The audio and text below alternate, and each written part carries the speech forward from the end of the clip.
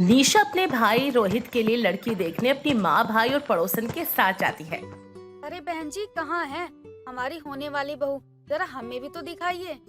अरे माँ, ये शेक पी लूं क्या? आप तो जानती है ना मुझे शेक कितना पसंद है। आप खुद तो पी नहीं रही हो और मुझे भी खाने पीने नहीं दे रही हो। चुप कर बेशरम, हम मेहमान हैं, कोई भिखारी नहीं। जो मिले वो बस खाते ही जाएं। इसीलिए मैं तुझे कहीं भी लेकर नहीं आती। तू जहाँ भी जाती है बस वहाँ मेरी नाक कटवाती रहती है। अरे माँ, मुझसे बर्दाश्त नहीं हो रहा। मैं तो पी लेती हूँ, वरना मुझे कमजोरी महसूस होने लगेगी। इतना कहने के बाद निशा ओरियो शेक पीने लगती है और उसे शेक बहुत ही ज्यादा पसंद आता है। तभी कोमल का आना होता है। कोमल हाथ में चाय की ट्रे लेकर आती है और अपनी सास, रोहित, कमला सबको चाय देती है और निशा तो बस शेक ही पी रही थी। अच्छा, बुरा ना माने तो आपसे एक बात कहूँ, ये शेक आपने बनाया है? जी हाँ, मैंने ही बनाया है ये शेक। तू अपना मुंह बंद रखेगी या नहीं? और हाँ बेटा, तुम खाना पीना बना लेती हो या नहीं? हाँ जी, सब कुछ कर लेती हूँ, घर के भी काम और बाहर के भी काम। अरे बहन जी, हमें लड़की पसंद है। आप जल्दी से शादी की बातचीत आगे बढ़ाइए। हाँ जानकी, लड़की तो मुझे भी बहुत पसंद है। बस अब शादी की बातचीत करते हैं और सब ठीक है। जानकी को तो लड़की पसंद थी, लेकिन निशा को अपनी भाभी से ज्यादा उसके हाथों को बना ओरियो शेक पसंद आया था और वो तो बस अब यही चाहती थी कि उसके भाई की शादी जल्द से जल्द हो जाए, उसकी भाभी घर पर आए ताकि वो भाभी के हाथों का ओरियो शेक पी सके। बस समय से ही बीतता है और रोहित और कोमल की शादी की तारीख भी फिक्स हो जाती है। कुछ ही समय बाद दोनों की शादी भी हो जाती है और कोमल अब अपने मायके से विदा होकर ससुराल आ चुकी थी। बहू, आज से ये तेरा घर है और मैं तेरी पड़ोसन। मेरा तो यहाँ आना जाना लगा ही रहता है और मैं भी इस घर का हिस्सा ही हूँ। हाँ क्यों नहीं, मेरे बेटे की वसीयत पर मैं तेरा नाम तो जरूर लिखवाऊंगी। बड़ी आई मेरे घर का हिस्सा बनने वाली।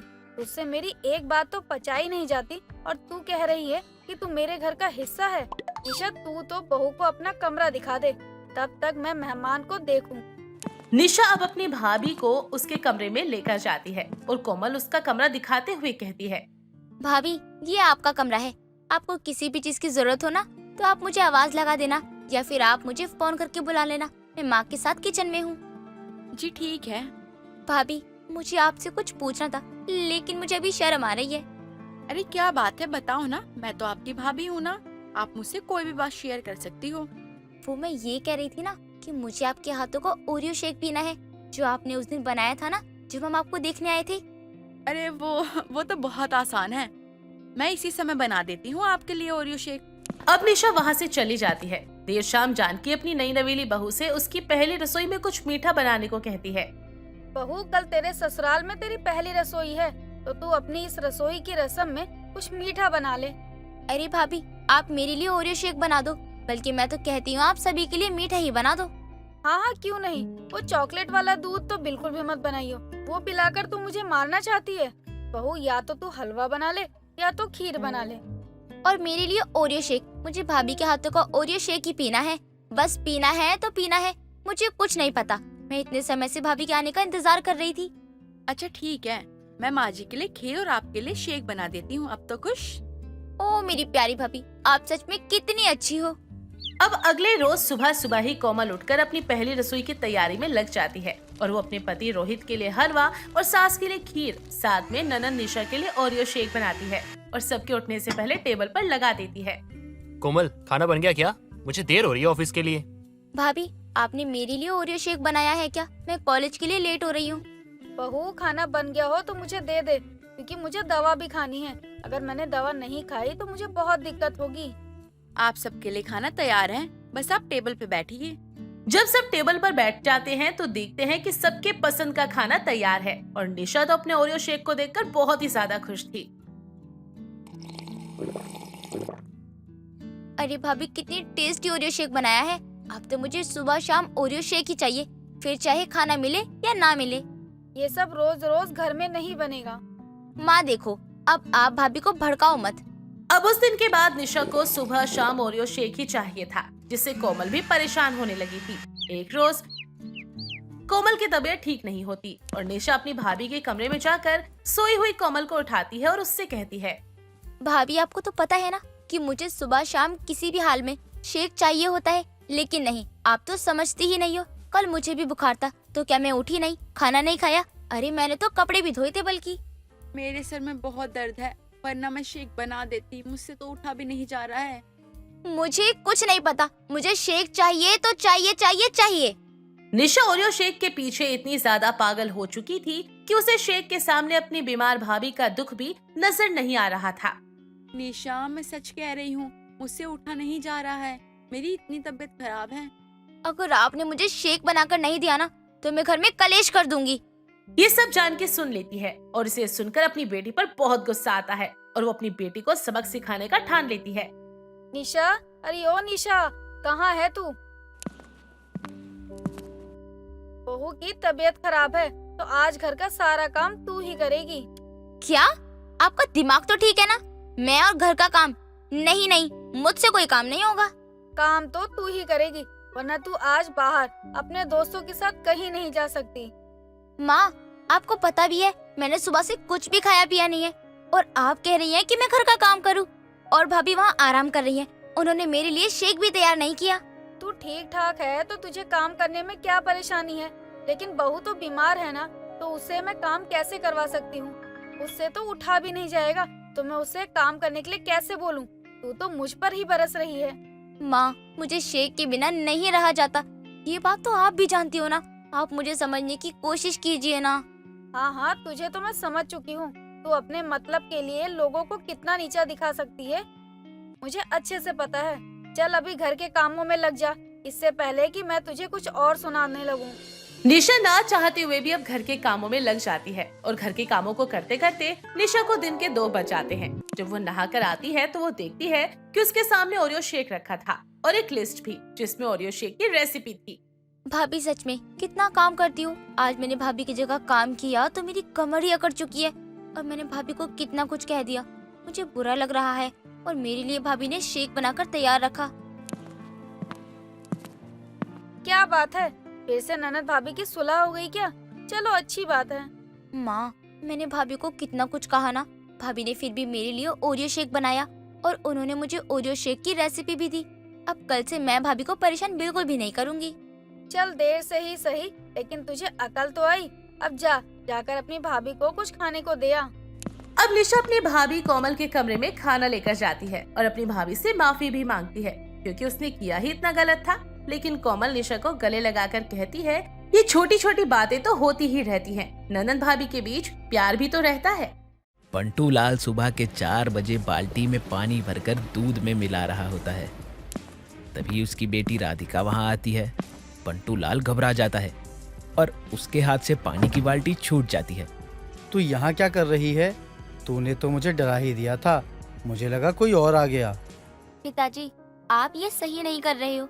भगवान की दया से सब कुछ तो है हमारे पास, तो फिर आप इतनी लालच क्यों करते हो? ईमानदारी से अपना काम क्यों नहीं कर रहे हो? ये मत भूल कि मैं तेरा पिता हूँ, मुझसे जुबान लड़ाने की जरूरत नहीं है। जाकर अपना काम कर। पिताजी, आप सही नहीं कर रहे हो। इतना लालच करना ठीक नहीं है। जिस काम से आपको सब कुछ मिला है उस काम के साथ आपको बेईमानी नहीं करनी चाहिए।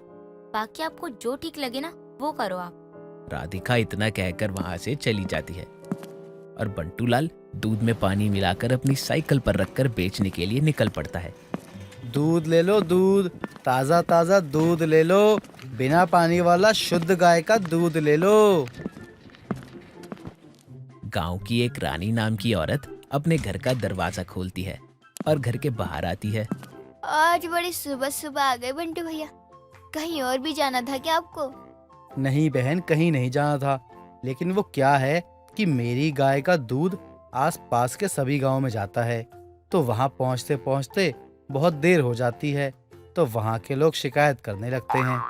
हाँ ये तो है, अकेले आप भी कहाँ कहाँ जा पाओगे। हाँ बहन जी, तभी आज जल्दी निकल गया हूँ, वहाँ समय से पहुँच जाऊंगा। अब जल्दी से दूध ले लो ताकि मैं आगे चल सकूं। हाँ हाँ भैया रुकिए, मैं अभी बर्तन लेकर आती हूँ। रानी वापस घर के अंदर जाती है और बर्तन लेकर वापस आती है। बंटू लाल उसे दूध देकर आगे बढ़ जाता है और कुछ देर बाद वो सारा दूध गांव में बेचकर वहां से निकल जाता है। राधिका बिटिया, खाने में जो भी हो जल्दी ले आओ, बहुत भूख लगी है। ये क्या, सिर्फ रोटी सब्जी लेकर आई हो? घर में दूध का भंडार है, उसके बाद भी मैं ये सूखी रोटी सब्जी खाऊं?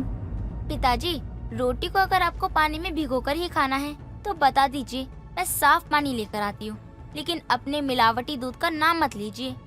राधिका बिटिया, तेरे अंदर जरा भी दिमाग नहीं है।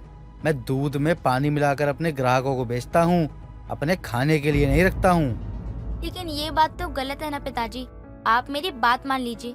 अगर हम किसी के साथ गलत करते हैं ना या बेईमानी करते हैं तो हमें उसका फल जरूर मिलता है। अब तू मुझे ज्ञान मत दे। रसोई में मैंने दूध ढक रखा है, उसे लेकर आ, मैं दूध रोटी खाऊंगा। आपको जो खाना है ना लेकर खा लीजिए, मैं सिलाई सीखने जा रही हूँ। अगर आप मेरी बात नहीं सुन रहे हो तो मुझे भी आपकी बातें सुनाई नहीं दे रही। राधिका गुस्से में अपना थैला उठाकर घर से निकल जाती है और बंटूलाल रसोई में जाकर बिना पानी वाला दूध लेकर खाने बैठता है। तभी रानी वहां आती है और उसकी नजर दूध पर पड़ती है। बंटू भैया, ये आपका दूध इतना गाढ़ा क्यों है? सुबह जो आप दूध देने आए थे वो तो इतना गाढ़ा नहीं होता, वो तो इतना हल्का होता है कि अगर जमीन पर गिरा दो तो देखो तो पानी और दूध में कोई अंतर नहीं लगेगा। बहन, तुम कहना क्या चाहती हो कि मैं दूध में पानी मिलाकर बेचता हूँ? नहीं नहीं भैया, आप ये कैसी बात कर रहे हैं? इस बात का शक तो मैं क्या, पूरे गांव में कोई नहीं कर सकता है आप पर, क्योंकि आपका तो ये खानदानी काम है और कोई अपने खानदानी काम में लालच थोड़ी ना दिखाएगा। आज के जमाने में आप जैसा ईमानदार दूध वाला कहाँ मिलेगा हमें। आप मुझे ये बताने आई है मेरे घर में? नहीं नहीं भैया, मैं यहाँ राधिका बिटिया से मिलने आई थी, उससे मुझे कुछ काम था। अरे वो घर पर नहीं है, सिलाई सीखने गई हैं। आप थोड़ी देर के बाद आना। बाकी अगर आप खाना वाना खाना है तो बताओ। नहीं नहीं भैया, मैं अभी घर से खाकर आ रही हूँ, आप खाइए, मैं चलती हूँ। रानी इतना कहकर अपने घर चली जाती है, जिसके बाद बंटूलाल अपने आप से कहता है, भगवान जाने कितना बोलती है ये औरत। एक बार बात करने के लिए पकड़ लेती है तो छोड़ने का नाम ही नहीं लेती है। लेकिन जो बोल रही है सच तो बोल रही है। एक पल के लिए मुझे लगा कहीं से मेरी दूध में पानी मिलाने वाली बात पता तो नहीं चल गई। पिताजी, दूध बेचते बेचते पगला गए हो क्या आप? अरे अपने आप से क्यों बातें कर रहे हो? नालायक, तुझे शर्म नहीं आती है अपने पिता को पागल बोलते हुए? राधिका सही कहती है, मैंने ही तुझे ज्यादा लाड़ प्यार देकर बिगाड़ रखा है। कहाँ घूम रहा था सुबह से? पिताजी, वो तो मैं अपने दोस्तों के साथ घूमने गया था। घर में बैठे बैठे क्या करता। तूने स्कूल की छुट्टी ये बोलकर की थी कि तेरी तबीयत खराब है और यहाँ पूरे दिन अपने दोस्तों के साथ घूम रहा है। कल से रोज स्कूल जाएगा तू। अब जाकर किताब लेकर बैठ जा। अपने पिता को गुस्से में देखकर अनुज चुपचाप कमरे में जाकर किताब लेकर बैठ जाता है। दिन बीतते हैं और बीतते दिनों के साथ बंटूलाल अपनी लालच के चलते दूध में हद से ज्यादा पानी मिलाने लगता है। ऐसे ही एक दिन जब बंटूलाल दूध देने के लिए रानी के घर जाता है तो रानी बोलती है, बंटू भैया, आजकल आपका दूध बहुत पतला आ रहा है, आपकी गाय बीमार पड़ गई है क्या? नहीं बहन, ऐसा तो कुछ नहीं है और मैं सबके यहाँ यही दूध देने जाता हूँ। आपके सिवा और किसी ने तो मुझसे शिकायत नहीं करी, लेकिन आपने ये दूसरी बार टोका है मुझे। भैया आप तो गुस्सा हो गए, मैंने तो बस आपसे ऐसे ही पूछ लिया। बंटूलाल बिना कुछ बोले वहां से चला जाता है।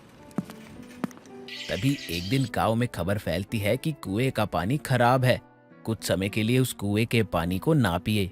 लेकिन फिर भी बंटूलाल अपने दूध में पानी मिलाने की कला को छोड़ता नहीं है और एक दिन रात में पानी लेने के लिए कुएं के पास जाता है कि तभी राधिका एकदम से उसके सामने आकर खड़ी हो जाती है। पिताजी, आप कहाँ जा रहे हो इतनी रात को? जब तुझे पता है कि मैं कहाँ जा रहा हूँ तो तुम मुझसे क्यों पूछ रही है? लगता है आपने गांव में उड़ने वाली अफवाह नहीं सुनी है कि उस कुएं का पानी अच्छा नहीं है। फिर भी आप पानी के लालच के चलते उसी कुएं का पानी अपने दूध में इस्तेमाल करने जा रहे हो। बेटी, तो फिर तेरा क्या मन है? जैसे हम पीने वाला पानी इस समय दूसरे गांव से लेकर आ रहे हैं, वैसे ही दूध में मिलाने के लिए भी पानी दूसरे गांव से लेकर आए। पिताजी, अगर सभी गांव वालों की सेहत के बारे में सोचकर चलना है तो आपको ऐसा ही करना चाहिए। आज तक आपने बहुत लालच किया है, मैंने कुछ नहीं बोला, लेकिन आज लोगों की जान का सवाल है। बेटी, ऐसा कुछ नहीं है, ये सिर्फ एक अफवाह है और कुछ नहीं। वरना जिस कुएं का पानी हम आज तक पीते थे वो अचानक से कैसे खराब हो गया? पिताजी, मुझे वो सब कुछ नहीं पता, लेकिन मैं नहीं चाहती हूँ कि गांव में किसी की भी तबीयत खराब हो और लोग आपको ताना मारे। राधिका जबरदस्ती अपने पिता को घर के अंदर ले आती है और पानी लाने नहीं देती, लेकिन बंटू लाल को चैन कहाँ आता और राधिका के सोते ही वो चुपचाप पानी लेने के लिए निकल जाता है और थोड़ी देर बाद पानी लेकर घर वापस आ जाता है और चुपचाप आराम से सो जाता है।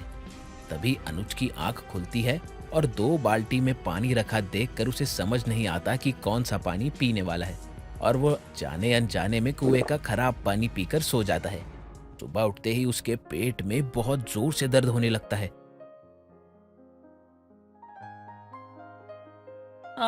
दीदी, पिताजी, मेरे पेट में बहुत दर्द हो रहा है, डॉक्टर के पास ले चलो मुझे। हाँ बेटा, मैं तुझे अभी लेकर चलता हूँ डॉक्टर के पास। लेकिन ऐसे अचानक से कैसे दर्द होने लगा पेट में? पिताजी, मैंने रात में बाल्टी से पानी पिया था, तब से मेरे पेट में दर्द होने लगा।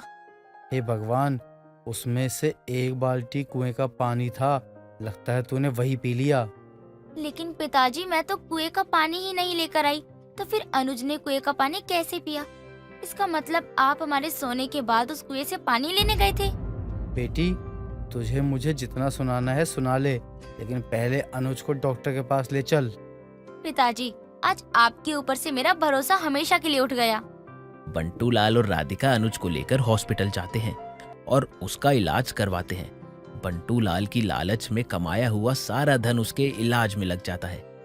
अब ना ही उसके पास धन रहता है और ना ही बेटी का विश्वास।